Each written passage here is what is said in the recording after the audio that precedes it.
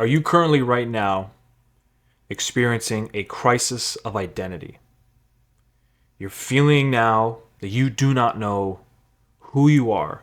Or maybe you once knew, but as life goes on and responsibilities start to stack, and you are burdened by thoughts of your own challenges and things that have been put in you by other people and the people around you, and now you have lost track.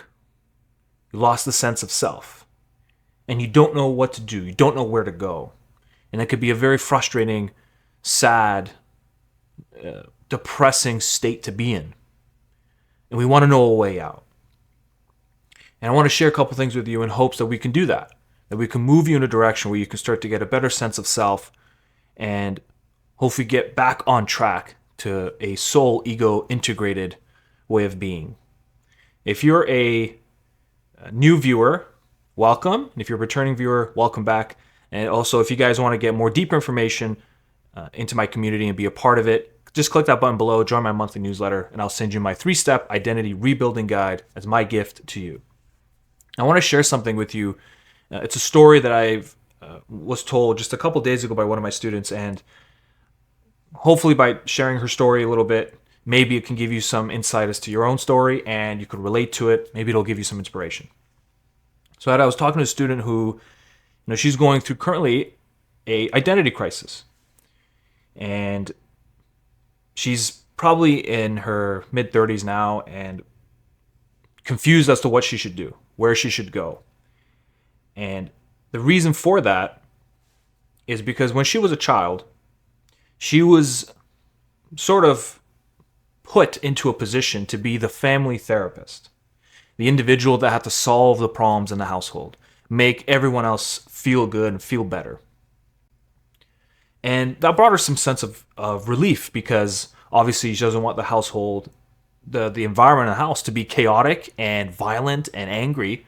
So I would imagine that she had to put in her 2 cents just to calm everything down. But after a while, that started to become a part of her.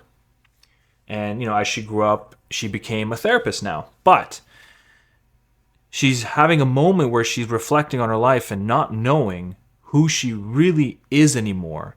Where is it that she is supposed to go in terms of herself, her identity? What is it she's supposed to become?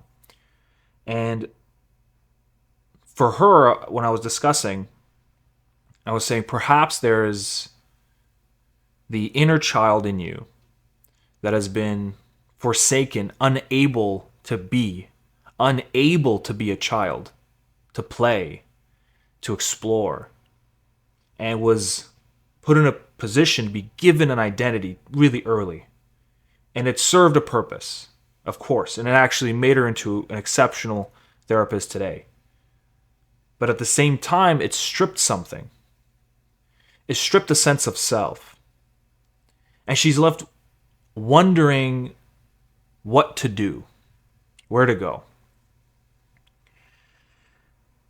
If that is you, if you're experiencing a similar case, there's a lot to be understood about the inner child that exists within us.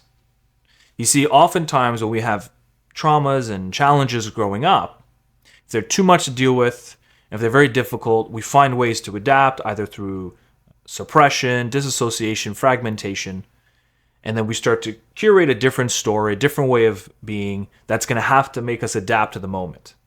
It's a natural defense mechanism we have. And it makes us, that's one of the wonderful things about being a human being, is that we're so adaptable.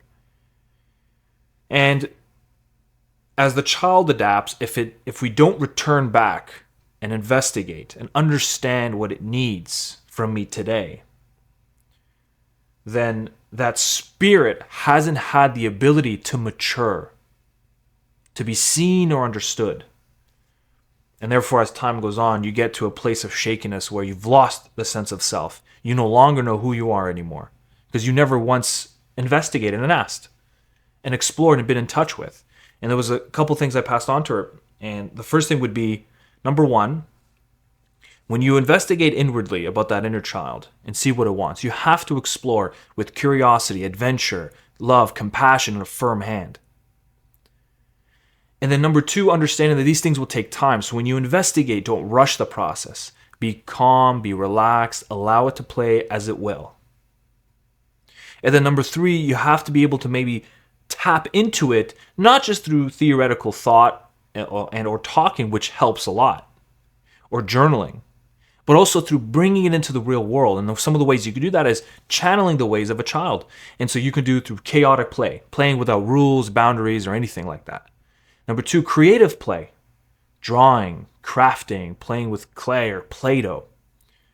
Number 3, destructive play. Maybe you liked breaking things. Obviously, don't don't break the stuff in your house that you need, but there's a lot of businesses now that actually provide you, I don't know what they're called, but like a rage room, something you can go into and just break stuff, and it's just part of the whole service package. You can absolutely do that. And then number 3, absurdity play. Being silly, goofy, making no sense at all just for the heck of it. Being able to be in touch with that child's self. Because understand, the child also has the shadow elements to itself. Has the ability to dive into a more inward shadow versus outward shadow. Inward shadow is you're doing damage to yourself. Maybe it's self-hate, maybe it's shame. You're punishing yourself a lot. Outward is just the reverse of that. It's just you're bringing damage to other people. And we have to understand where it's coming from. What does it need from us? What does it want?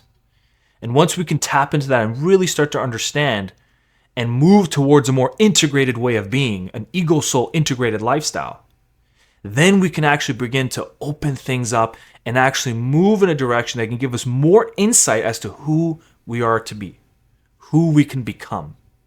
But if we continue to ignore, and if we continue to just bull forward, just head down, move forward, suppression oftentimes turns to repression, which is essentially you no longer notice it anymore.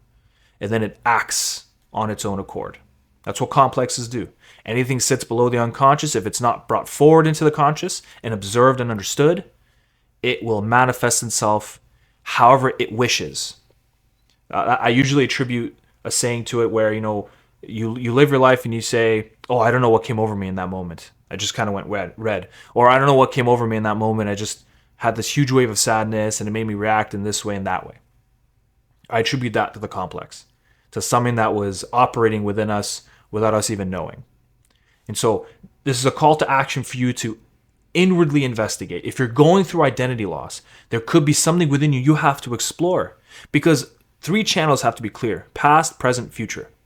The past is the shadow, the present is where you are today, and the future obviously is the vision you want for your life going forward. And if there's things not met and understood and dealt with and made peace with in the past, it's going to warp the present and it's going to warp the future. It must be dealt with. And so investigate it with curiosity, again, compassion, love, understanding, but with a firm hand. Give yourself the time to do it. Don't pressure yourself to do it right here, right now. It has to figure it out in this very moment. And then number 3, as you continue to do that, it'll move you towards a more integrated lifestyle. And of course, through play. Allow the child to come forward. Play a little bit more with one of the 4 options that I gave you. Tap into it, connect to it, understand it, journal alongside. I call it a lifestyle because if you treat it as a lifestyle, it won't feel like this task you have to do. It's just something that you do throughout your day. And if you incorporate it, it becomes easier. And as the habit builds, it'll start to stack on itself. So hopefully that story was something you can relate to, and hopefully there was something out of this video you can take that you can implement and get going towards the ego soul integration. If you want to be a part of this community in a deeper way, again, click that button below. It'll send you over to my website. Sign up to my monthly newsletter. I'm going to send you my 3-step identity rebuilding guide as my thank you to you. It's a community that I wish I had when I went through my identity loss, and it brings me great pleasure to pass it on to you. Thank you very much, guys. I'll see you on the next video.